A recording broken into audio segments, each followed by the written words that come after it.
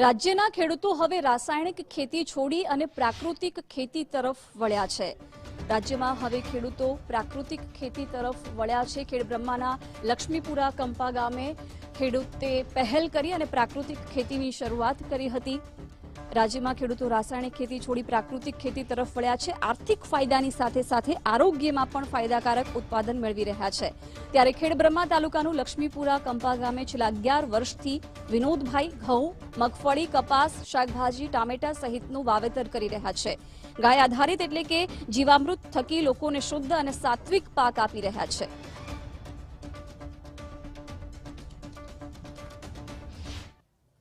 વર્ષ 2011 થી ખેતી રાસાયણિક દવા ખાતર વગરની ખેતી ચાલુ કરેલી છે।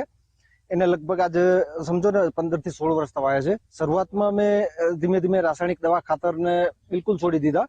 ધીમે ધીમે પછી ઓર્ગેનિક ઉપર લીધું। ઓર્ગેનિક ખેતીમાં થોડોક ખર્ચ થોડોક વધતો હતો, એટલા માટે ઓર્ગેનિક ખેતી પણ છોડી અને બિલકુલ પ્રાકૃતિક ખેતી ઉપર આવી ગયો। જે પ્રાકૃતિક ખેતીના સિદ્ધાંતો નિયમો છે એને અનુસરીને અને બીજા ઘરગથ્થુ જે નુસ્ખા છે એ પણ અપનાવું છું।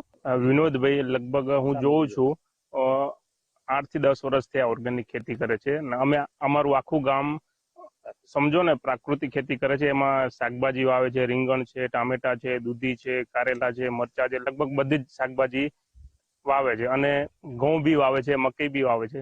આખું ગામ અમારે સમજો ને અહીંયાથી જ બધો લઈ જાય છે અને શાકભાજીમાં આ ખાઈએ છો તો એની મીઠાશ ને એની જે ગુણવત્તા છે સારી છે। બજારમાંથી લગભગ કોઈ લેતું નથી, બધા આખા ગામના મિત્રો બધા અહીંયાથી જ લઈ જાય। વિનોદભાઈ પ્રાકૃતિક ખેતી કરે છે એ બહુ સારું કામ છે અને એમને જોઈને પણ અમને આ પ્રાકૃતિક ખેતી કરવાનો વિચાર આવેલો છે અને આ ખેતી કરવાથી લોકોને જે કેન્સરના રોગ થાય છે એક રોગ પણ પ્રાકૃતિક ખેતીથી રોગ થવાનું પણ કારણ બિલકુલ ઓછું થઈ જાય છે અને આ એકદમ સારી વસ્તુ છે જે પ્રાકૃતિક ખેતી અત્યારે સરકાર પણ આના પર પૂરેપૂરો ભાર આપી રહી છે કે ભાઈ ખેડૂતો પ્રાકૃતિક ખેતી તરફ વળે અને રોગનું જે પ્રમાણ અત્યારે વધી રહ્યું છે પણ એ રોગનું પ્રમાણ પણ ઘટે।